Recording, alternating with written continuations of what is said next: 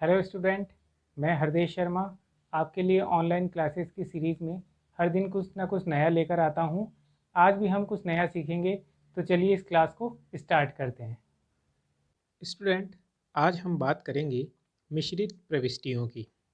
जैसा कि स्क्रीन पर आपको दिखाई दे रहा है कि यदि दो या दो से अधिक व्यवहार एक ही तिथि को हों, यानी उनकी जो डेट है वे एक सेम डेट पे ट्रांजैक्शन किए गए हों और उनका संबंध एक ही खाते से हो, तो ऐसे प्रत्येक व्यवहार की अलग अलग प्रविष्टियाँ करने की अपेक्षा हम एक ही प्रविष्टि करेंगे।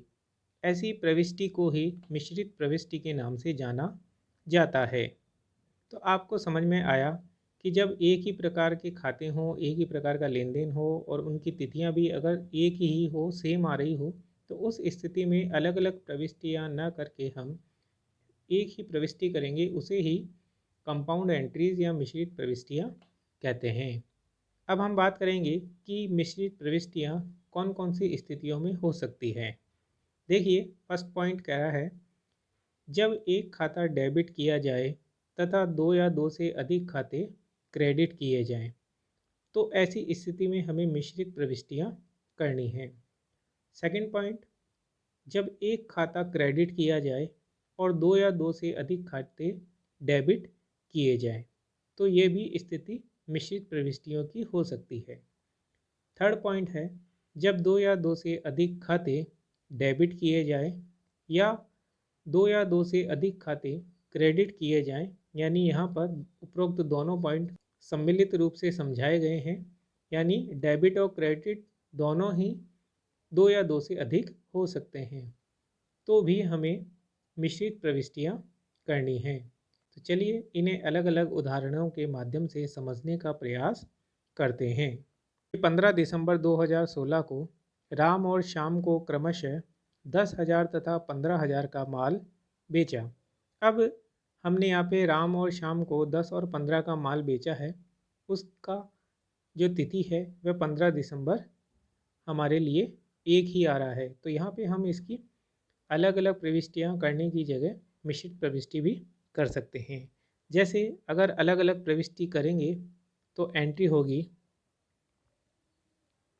Ram account debit to sales account 10,000 रुपये,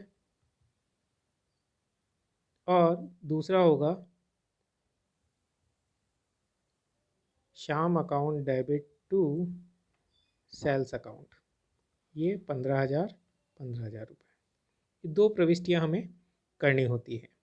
लेकिन मिश्रित प्रविष्टि का मतलब होता है कि इन दोनों प्रविष्टियों को हम मिला करके लिखेंगे, क्योंकि 15 दिसंबर को ही ये प्रविष्टि की जा रही है। तो यहाँ पे हम लिखेंगे Ram account debit Shyam account debit और टू सेल्स। यहाँ पे 10,000 और 15,000 रुपये को जोड़ करके 25,000 रुपये से ये प्रविष्टि कर दी जाएगी। कुछ और उदाहरण देखते हैं। जैसे राकेश ने 50,000 नकद तथा 20,000 का माल और 10,000 का फर्नीचर लगा करके व्यापार प्रारंभ किया। तो यानी नगद, माल और फर्नीचर को मिला करके उसने अपना व्यापार प्रारंभ किया। तो यहाँ पे कंपाउंड एंट्रीज जो होगी वह होगी कैश अकाउंट डेबिट 50,000 रुपये, स्टॉक अकाउंट डेबिट 20,000 रुपये, और इसी के साथ फर्नीचर अकाउंट डेबिट 10,000 रुपये और टू कैपिटल अकाउंट 80,000 रुपये। इस प्रकार ये प्रविष्टि की जाएगी। ये सब तो डेबिट के हो जाएंगे और ये क्रेडिट का हो जाएगा। अलग अलग एंट्रियाँ जैसे cash account D R to capital, stock account D R to capital और furniture account D R to capital, इन तीनों प्रविष्टियों को मिला करके हम इस प्रकार लिख सकते हैं। नेक्स्ट एंट्री हम देखते हैं। प्रवीण से 15,000 तथा प्रमोद से 20,000 रुपये का माल खरीदा। एंट्री होगी purchase account debit to Praveen, Praveen's account, और टू प्रमोद्स अकाउंट। प्रवीण से हमने 15,000 का माल ख़रीदा था और प्रमोद से 20,000 का, और कुल मिलाकर के 35,000 का हमने कुल माल खरीदा है। नेक्स्ट एंट्री है हमारे लिए व्यापारिक खर्च के लिए 1800 रुपये तथा यात्रा व्यय के लिए 700 रुपये दिए गए, यानी ये हमारे खर्च हुए हैं। तो इसकी प्रविष्टि होगी हमारे लिए, व्यापारिक खर्च के हमने दिए तो हम लिखेंगे trade expenses account debit, travelling expenses account debit to cash account. अब यहाँ पे ट्रेड एक्सपेंसेस के 1800 रुपये और ट्रैवलिंग के 700 रुपये हमने खर्च किए हैं, कुल 2500 रुपये से ये प्रविष्टि की जाएगी। इस प्रकार हम कंपाउंड एंट्रीज कर सकते हैं। नेक्स्ट एंट्री है हमारे लिए दिनेश को 25,000 रुपये का माल बेचा, जिसमें से 15,000 का माल उधार बेचा गया। अब आप यहाँ पे ध्यान दें कि 25,000 रुपये का तो हमने कुल माल बेचा है, जिसमें से 15,000 का उधार माल बेचा है। तो बाकी के जो 10,000 रुपये हैं वह हमारे लिए कैश के हैं, यानी दिनेश ने उसका भुगतान हमें साथ में कर दिया है। तो बाकी के जो बचे हुए पैसे 15,000 हैं वो हम उससे उधार के रूप में मांगते हैं। तो इस प्रविष्टि को हम इस प्रकार करेंगे कंपाउंड एंट्रीज में।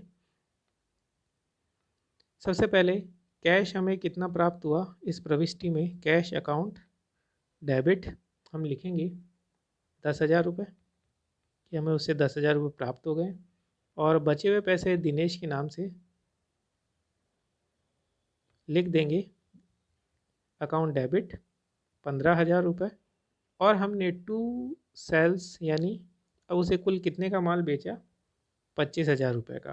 तो इस प्रकार हमें समझ में आया कि हमें नगद जो पैसा है वो इतना प्राप्त हो गया है, और दिनेश से हम 15,000 रुपये अभी भी मांगते हैं 25,000 रुपये की राशि में से। नेक्स्ट एग्जाम्पल हम देखते हैं किराया 3,000 रुपये तथा वेतन 6,000 रुपये का भुगतान किया गया। यहाँ पे दोनों ही चीज़ें भुगतान हो रही है, तो हम इसके लिए कंपाउंड एंट्री करेंगे रेंट अकाउंट डेबिट 3,000 रुपये और सैलरी अकाउंट डेबिट 6,000 रुपये, और टू कैश हमने इसका भुगतान कर दिया है 9,000 रुपये से। ये प्रविष्टि कंपाउंड एंट्रीज की जाएगी। तो इस प्रकार स्टूडेंट हम ये जान सकते हैं कि कंपाउंड एंट्रीज किस प्रकार की जाती है। अब हम कुछ विशिष्ट व्यवहारों के संबंध में जनरल प्रविष्टियाँ किस प्रकार की जाती है उनके बारे में भी जानकारी लेंगे। सर्वप्रथम हम देखेंगे बैड डेब्ट्स के बारे में, जिसे हिंदी में डूबत ऋण कहा जाता है। जब ग्राहक को माल उधार बेचा जाता है तो वह व्यवसाय के लिए देनदार यानी कि डेटर्स माना जाता है। देनदार के दिवालिया होने, मर जाने या अन्य किसी कारण से यदि देनदार से राशि नहीं मिलती है तो ऐसी न प्राप्त होने वाली राशि ही हमारे लिए या हमारे व्यवसाय के लिए डूबत ऋण कहलाती है। डूबत ऋण व्यवसाय के लिए सदैव हानि होती है, जिससे डूबत ऋण खाते को हम डेबिट करेंगे तथा जो देने वाला देनदार है उसके खाते को क्रेडिट किया जाएगा। इस हेतु हम प्रविष्टि करेंगे bad debts account debit to debtors personal account. अब आपको यहाँ ये ध्यान रखना है कि बैड डेब्ट्स में वह राशि लिखनी है जो राशि हमें देनदारों से प्राप्त नहीं हुई है, और जिस देनदार से जो राशि हमें प्राप्त नहीं हुई है उस डेप्टर पर्सनल में उस व्यक्ति का नाम लिखा जाएगा। इस प्रकार जैसे 5,000 की राशि नहीं मिलती है तो 5,000 की राशि उस व्यक्ति के नाम से हम लिख देंगे और उसका नरेशन हम लिखेंगे for amount due return of as bad debts.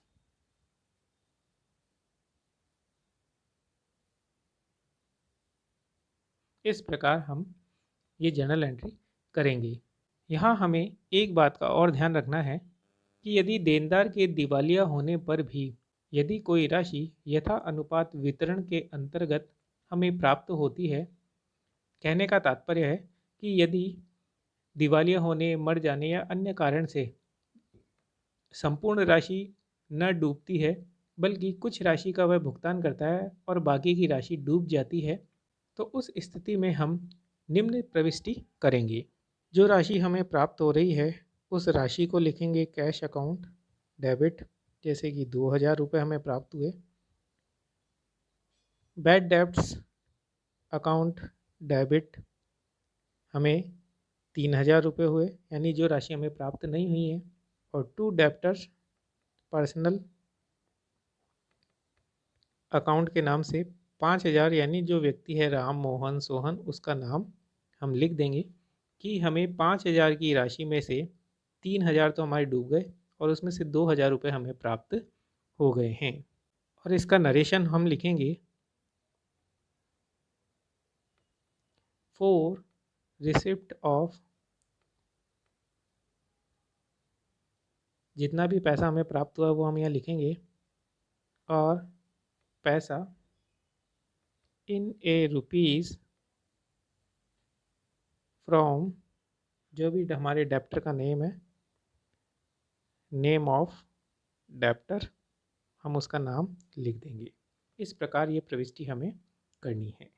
देखिए, अनेक बार ऐसा होता है कि किसी देनदार के खाते को डूबत ऋण खाते से अपलिखित कर दिया जाता है, किंतु कुछ समय पश्चात उस देनदार से संपूर्ण या आंशिक राशि प्राप्त हो जाए तो इसे डूबत ऋण वसूली, बैड डेब्ट्स रिकवर्ड कहा जाएगा। यानी कि हमने जिस समय देनदार दिवालिया, मर गया या अन्य कारण से राशि नहीं मिली तो उस समय तो हमने प्रविष्टि कर दी, लेकिन उसके कुछ समय बाद वह देनदार कुछ पैसा लेकर के आता है और हमें जमा कराता है, तो उस स्थिति में हम बैड डेब्ट्स किए गए डेटर्स के लिए रिकवर्ड वाली एंट्री करेंगे। इस संदर्भ में हमें ये ध्यान रखना चाहिए कि डूबत ऋण वसूली, बैड डेब्ट्स रिकवर्ड अकाउंट को जमा किया जाएगा और देनदार खाता क्रेडिट नहीं किया जाएगा, क्योंकि डूबत ऋण की प्रविष्टि करते समय यह खाता पहले ही क्रेडिट किया जा चुका है। तो इस हेतु हम निम्नलिखित प्रविष्टि को करेंगे। Cash account debit to bad debts recovered account. इस प्रकार हम ये प्रविष्टि करेंगे और लिख देंगे हम नरेशन में बैड डेब्ट्स रिकवर्ड। यहाँ पे देनदार का खाता क्रेडिट नहीं किया जाएगा, इस चीज़ का हमें ध्यान रखना है। और जो राशि हमें प्राप्त होती है उस राशि का यहाँ पे मूल्य लिख दिया जाएगा। तो आज की क्लास में बस इतना ही। Thank you.